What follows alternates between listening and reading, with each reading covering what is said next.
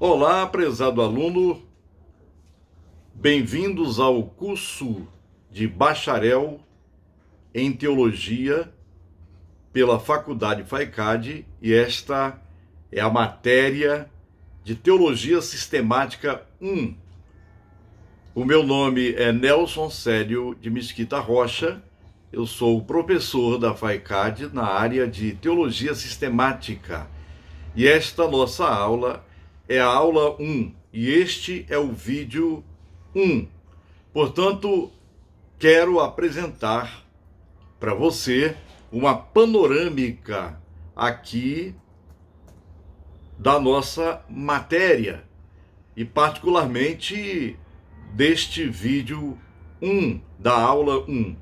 Então, a teologia sistemática ela tem 4 divisões. A sistemática 1, os chamados prolegômenos, que é uma espécie de introdução à teologia sistemática, onde trataríamos também das matérias ou dos pontos fundamentais que são a revelação e a inspiração, que fazem parte da chamada bibliologia.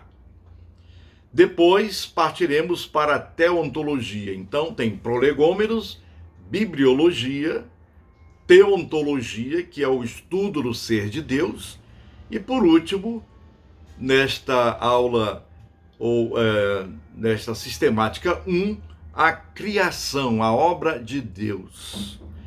Muito bem, a teologia sistemática é uma das mais importantes matérias do curso de teologia.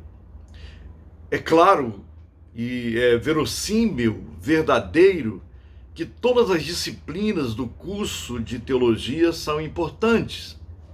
Porém, o corpo teológico sistemático possui uma profundidade e uma longa extensão através de seus conteúdos. Grandes personagens do passado refletiram sobre a Sagrada Escritura, a revelação bíblica, bem como desenvolveram reflexões profundas sobre Deus, o mundo e também sobre o ser humano. Portanto, é uma profundidade e uma vastidão de assuntos na teologia sistemática. Os pais da igreja foram influentes teólogos, professores e mestres cristãos lá nos primeiros séculos da história da igreja, e na grande maioria eles eram bispos de igrejas cristãs primitivas. Portanto, não existia apenas uma igreja primitiva, mas várias igrejas pastoreadas por esses bispos, por esses teólogos logo no princípio, lá no primeiro século, depois dos apóstolos de Jesus. E seus trabalhos acadêmicos, as suas reflexões teológicas, foram esses trabalhos utilizados como precedentes doutrinários nos séculos subsequentes ao período apostólico.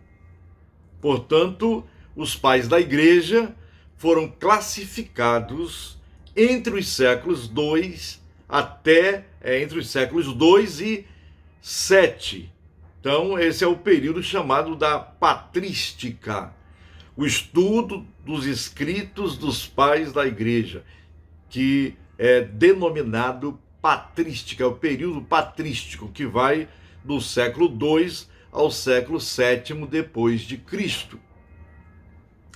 Muito bem, existe uma variedade de nomes de pais da igreja, de teólogos, e eu quero citar alguns aqui, não citá-los mencionando as biografias de cada um, porque isso cabe a uma matéria chamada História do Pensamento Cristão.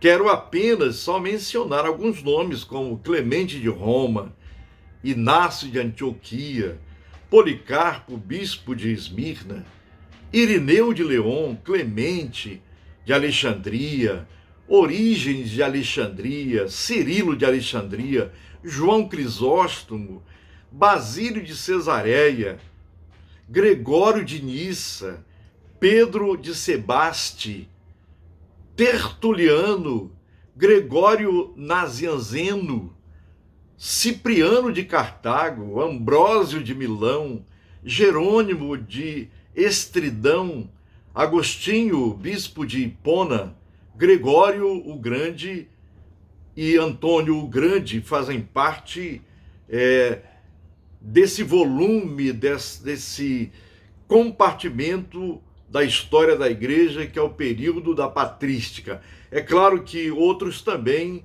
colaboraram, e alguns foram até considerados hereges, porque pensavam diferentes da ortodoxia. Também, ainda continuando sobre os escritos dos pais da igreja, podemos definir os escritos dos pais da igreja como um conjunto de literatura cristã posterior ao Novo Testamento. Apesar de muitas diferenças, esses escritos apresentavam características comuns, como a simplicidade intelectual e doutrinária. Eram pessoas inteligentes, cultas, mas simples, porque eram pastores de igreja. Então, eles tinham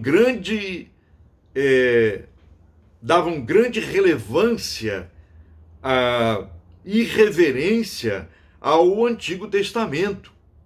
O Antigo Testamento é fundamental para se compreender lá o Novo Testamento. Isso é importante saber.